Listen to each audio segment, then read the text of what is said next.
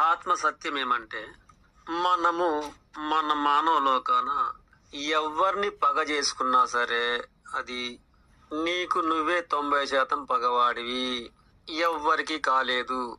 అలాగే నిన్ను ఎవరైనా పగ చేసుకుంటే ఇక నీ పట్ల వాడు 90% దురదృష్టవంతుడే. అలాగే నీవు ఎవరిపై జాలి పడినా సరే అది నీకు నీపైనే 90% జాలి ఉన్నట్లు.